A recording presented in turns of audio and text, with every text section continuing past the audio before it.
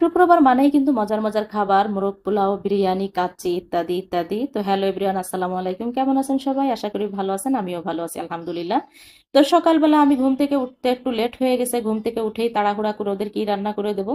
তো ভাবলাম যে সবজি দিয়ে আর এক টুকরা সলিড মাংস ছোট ছোট করে কেটে তারপর ওদেরকে পাস্তা রান্না করে দেবো আর দুটো ডিম দিয়ে। তো সেটাই আমি করতেছি, পাস্তা রান্না করে ওদের খেতে দিয়ে তারপরে হচ্ছে আমি ওর বাবা আবার বাজার থেকে চলে আসবে। তো বাজার থেকে আসার পরে আমরাও আবার দুইজনে খেয়ে তারপরে আবার দুপুরবেলা রান্নায় যাব। তো বাজার থেকে চলে আসছে, এখন কিন্তু আমি বাজারগুলো সব গুছিয়ে নিচ্ছি। বাজারগুলো গুছিয়ে নিয়ে তারপরে আমি নাস্তা করে, ওর বাবা আর আমি নাস্তা করে তারপরে দুপুরে রান্নায় চলে যাব। তো ছেলে বলতেছে কি যে আম্মু আজ একটু মোরগ পোলাও করো, তা সেটা দেখলাম যে মুরগি আছে কিনা ফ্রিজে। তো দেখলাম কিছু লেগ পিস আছে, সেটা দিয়ে আমরা যেহেতু 4 জন মানুষ, আমি লেগ পিস গুলো রেখে দিই আলাদা করে। 4 জন মানুষ সেজন্য 4টা লেগ পিস আছে, আর ডিম দিয়ে আমি মোরগ পোলাওটা দুপুরবেলা করে নিব। তো এখন খাওয়া দাওয়া শেষ করে তারপরে এই যে মেইন দুপুরবেলা রান্নায় আমি চলে আসছি। তো এখানে আমি পেঁয়াজগুলো আগে ভেজে নিছি, পেঁয়াজগুলো ভেজে তারপরে আমি উঠিয়ে রাখবো।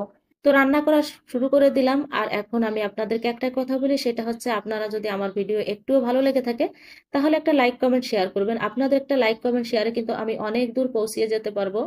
আর পেঁয়াজ বেরেস্তাটা ভেজে আমি উঠিয়ে রাখলাম, এখন হচ্ছে আমি কিছু সবজি দিব, কারণ আমার ছেলে বলেছে আম্মু মোরগ পোলাও করবো, ঠিক আছে কিন্তু একটু সবজি দিতে হবে। তো সবজিটা আমি একটু ভেজে নিলাম, গাজর আর হচ্ছে আলু এটাই দিছি, আর মটরশুঁটি দিছি। আর এখানে আমি হালকা পাতলা কিন্তু একটু মশলা ব্যবহার করেছি, অনেক বেশি মশলা ব্যবহার করি নাই, কারণ মোরগ পোলাওতে কিন্তু অত বেশি মশলা ব্যবহার করলে আমার কাছে ভালো লাগে না।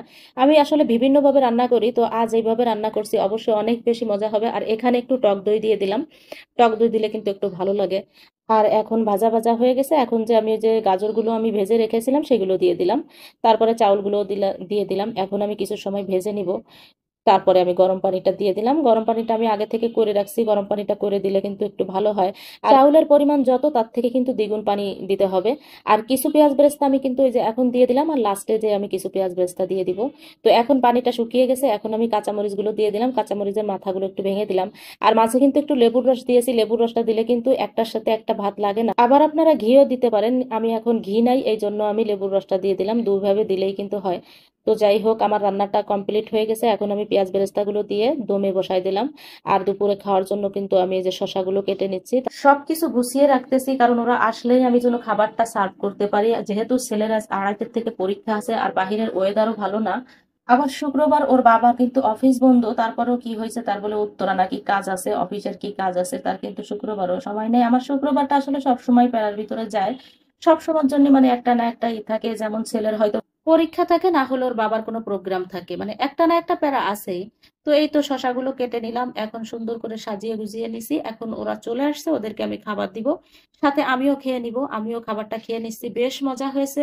তো পরবর্তী নতুন একটা ভিডিওতে আপনাদের সাথে কথা হবে, সেই পর্যন্ত সবাই ভালো থাকবেন, সুস্থ থাকবেন। সবাইকে শুভ বিদায় জানিয়ে আল্লাহ হাফেজ।